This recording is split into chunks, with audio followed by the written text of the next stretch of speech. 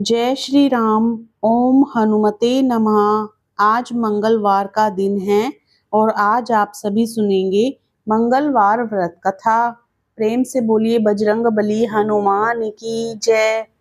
एक बार की बात है, व्यास जी ने कहा, एक बार नैमिषारण्य तीर्थ में 80,000 मुनि एकत्र होकर पुराणों के ज्ञाता श्री सूत जी से पूछने लगे, हे महामुने, आपने हमें अनेक पुराणों की कथा सुनाई है।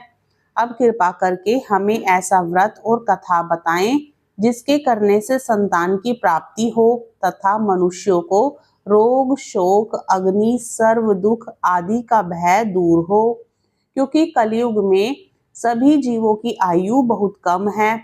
फिर इस पर उन्हें रोग चिंता के कष्ट लगे रहेंगे, तो फिर वह श्री हरि के चरणों में अपना ध्यान कैसे लगा सकेंगे। श्री सूत जी बोले, हे मुनियों, आपने लोक कल्याण के लिए बहुत ही उत्तम बात पूछी है। एक बार युधिष्ठिर ने भगवान श्री कृष्ण से लोक कल्याण के लिए यही प्रश्न किया था। भगवान श्री कृष्ण और युधिष्ठिर का संवाद तुम्हारे सामने कहता हूँ, ध्यान देकर सुनो।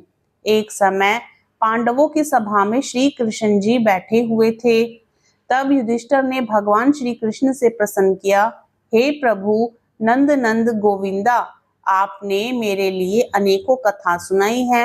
आज आप कृपा करके ऐसा व्रत या कथा सुनाएं जिसके करने से मनुष्य को रोग चिंता का भय समाप्त हो और उसे पुत्र की प्राप्ति हो। हे प्रभु, बिना पुत्र के जीवन व्यर्थ है। पुत्र के बिना मनुष्य नरकगामी होता है। पुत्र के बिना मनुष्य पितृ ऋण से छुटकारा नहीं पा सकता और ना ही उसका पुनंग नामक नरक से उद्धार हो सकता है। अतः पुत्रदायक व्रत बतलाएं। श्री कृष्ण भगवान बोले, हे राजन, मैं एक प्राचीन इतिहास सुनाता हूँ, आप उसे ध्यान पूर्वक सुनो। कुंडलपुर नामक एक नगर था। उसमें नंदा नामक एक ब्राह्मण रहता था। भगवान की कृपा से उसके पास सब कुछ था, फिर भी वह दुखी था। इसका कारण यह था कि ब्राह्मण की स्त्री सुनंदा के कोई संतान न थी। सुनंदा पतिव्रता थी, भक्ति पूर्वक श्री हनुमान जी की आराधना करती थी। मंगलवार के दिन व्रत करके अंत में भोजन बनाकर हनुमान जी का भोग लगाने के बाद स्वयं भोजन करती थी। एक बार मंगलवार के दिन ब्राह्मणी गृह कार्य की अधिकता के कारण हनुमान जी को भोग ना लगा सकी, तो इस पर उसे बहुत दुख हुआ। उसने कुछ भी नहीं खाया और अपने मन में प्रण किया कि अब तो अगले मंगलवार को ही हनुमान जी का भोग लगाकर अन्न जल ग्रहण करूंगी। ब्राह्मणी सुनंदा प्रतिदिन भोजन बनाती, श्रद्धा पूर्वक पति को खिलाती, परंतु स्वयं भोजन नहीं करती और मन ही मन श्री हनुमान जी की आराधना करती थी। इसी प्रकार 6 दिन गुजर गए और ब्राह्मणी सुनंदा अपने निश्चय के अनुसार भूखी प्यासी निराहार रही। अगले मंगलवार को ब्राह्मणी सुनंदा प्रातःकाल ही बेहोश होकर गिर पड़ी। ब्राह्मणी सुनंदा की इस असीम भक्ति के प्रभाव से श्री हनुमान जी बहुत प्रसन्न हुए और प्रकट होकर बोले, सुनंदा, मैं तेरी भक्ति से बहुत प्रसन्न हूँ, तू उठ और वर मांग। सुनंदा अपने आराध्य देव श्री हनुमान जी को देखकर आनंद की अधिकता से विहल हो श्री हनुमान जी के चरणों में गिरकर बोली, हे प्रभु, मेरी कोई संतान नहीं है, कृपा करके मुझे संतान प्राप्ति का आशीर्वाद दें, आपकी अति कृपा होगी। श्री महावीर जी बोले, तेरी इच्छा पूर्ण होगी, तेरे एक कन्या पैदा होगी, उसके अष्टांग प्रतिदिन सोना दिया करेंगे। इस प्रकार कहकर श्री महावीर जी अंतर्ध्यान हो गए। ब्राह्मणी सुनंदा बहुत हर्षित हुई और सभी समाचार अपने पति से कहा। ब्राह्मण देव कन्या का वरदान सुनकर कुछ दुखी हुए, परंतु सोना मिलने की बात सुनी तो बहुत प्रसन्न हुए।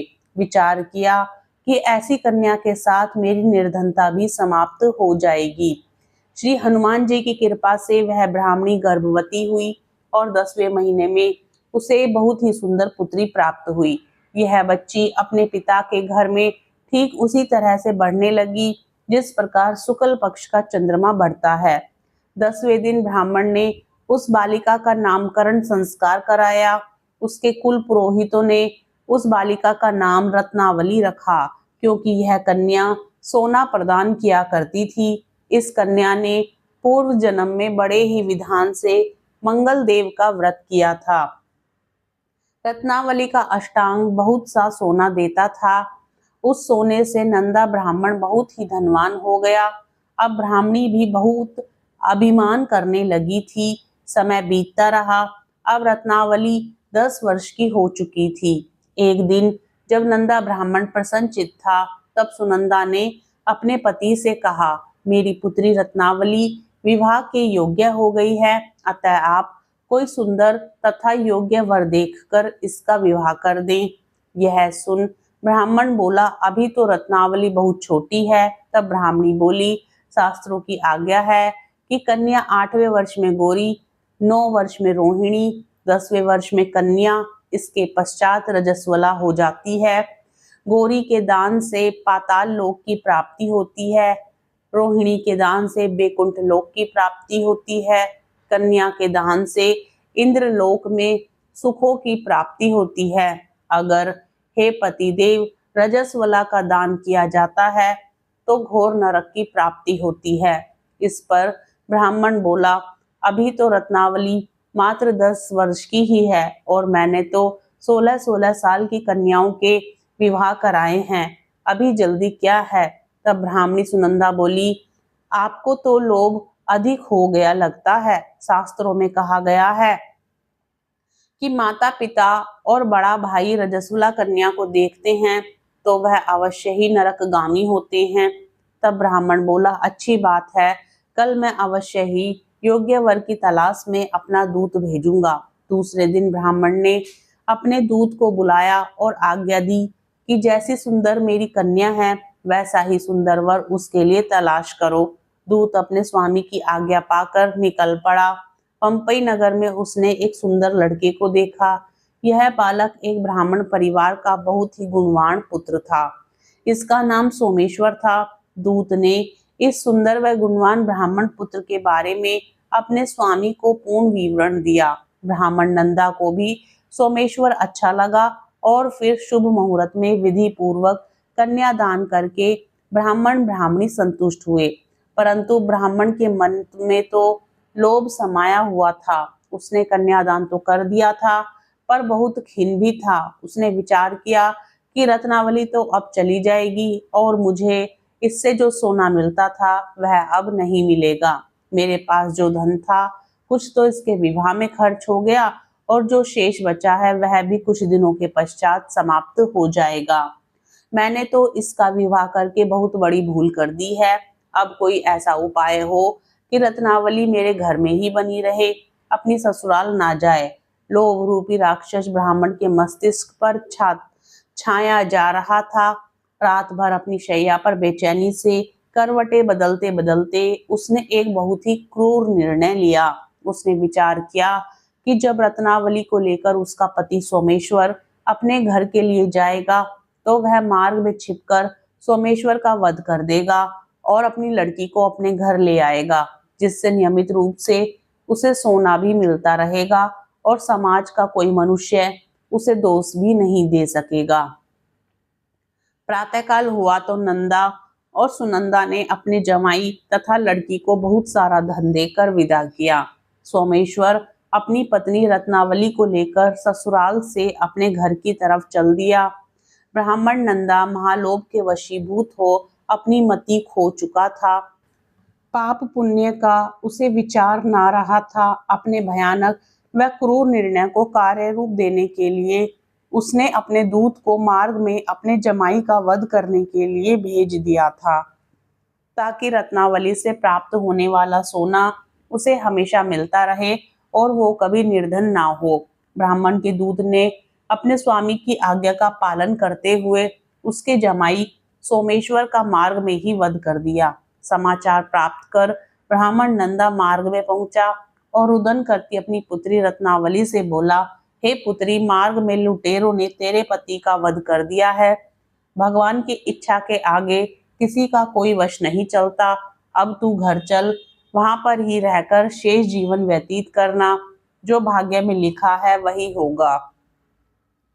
अपने पति की अकाल मृत्यु से रत्नावली बहुत दुखी हुई। करुण क्रंदन व रुदन करते हुए अपने पिता से बोली, हे पिताजी, इस संसार में जिस स्त्री का पति नहीं है उसका जीना व्यर्थ है। मैं अपने पति के साथ ही अपने शरीर को जला दूंगी और क्षति होकर अपने इस जन्म को, माता पिता के नाम को तथा सास ससुर के यश को सार्थक करूंगी। ब्राह्मण नंदा अपनी पुत्री रत्नावली के वचनों को सुनकर बहुत दुखी हुआ। विचार करने लगा, मैंने व्यर्थ ही जमाई वध का पाप अपने सिर लिया। रत्नावली तो उसके पीछे अपने प्राण तक देने को तैयार है। मेरा तो दोनों तरफ से मरण हो गया, धन तो अब मिलेगा नहीं। जमाई वध के पाप के फलस्वरूप यम यातना भी भुगतनी पड़ेगी। यह सोचकर वह बहुत खिन्न हुआ। सोमेश्वर की चिता बनाई गई। रत्नावली सती होने की इच्छा से अपने पति का सिर अपनी गोद में रखकर चिता में बैठ गई। जैसे ही सोमेश्वर की चिता को अग्नि लगाई गई, वैसे ही प्रसन्न हो मंगलदेव वहां प्रकट हुए और बोले, हे रत्नावली, मैं तेरी पति भक्ति से बहुत प्रसन्न हूँ, तू वर मांग। रत्नावली ने अपने पति का जीवन दान मांगा। तब मंगलदेव बोले, रत्नावली, तेरा पति अजर अमर है, यह महाविद्वान भी होगा और इसके अतिरिक्त तेरी जो इच्छा हो वर मांग। तब रत्नावली बोली, हे ग्रहों के स्वामी, यदि आप मुझ पर प्रसन्न हैं तो मुझे यह वरदान दीजिए कि जो भी मनुष्य मंगलवार के दिन प्रातःकाल लाल पुष्प लाल चंदन से पूजा करके आपका स्मरण करे, उसको रोग व्याधि ना हो, स्वजनों का कभी वियोग ना हो, सर्प अग्नि तथा शत्रुओं का भय ना रहे। जो स्त्री मंगलवार का व्रत करे वह कभी विधवा ना हो। मंगलदेव तथास्तु कहकर अंतर ध्यान हो गए। सोमेश्वर मंगलदेव की कृपा से जीवित हो उठा। रत्नावली अपने पति को पुनः प्राप्त कर बहुत प्रसन्न हुई और मंगलदेव का व्रत प्रत्येक मंगलवार को करके व्रतराज और मंगलदेव की कृपा से इस लोक में सुख ऐश्वर्य को भोगते हुए अंत में अपने पति के साथ स्वर्ग लोक को गई। प्रेम से बोली बजरंगबली हनुमान की जय। जय श्री राम। कथा पसंद आए तो वीडियो को लाइक करने के साथ ही चैनल को सब्सक्राइब भी जरूर करें। कमेंट बॉक्स में बजरंगबली हनुमान की जय, जय श्री राम अवश्य लिखें।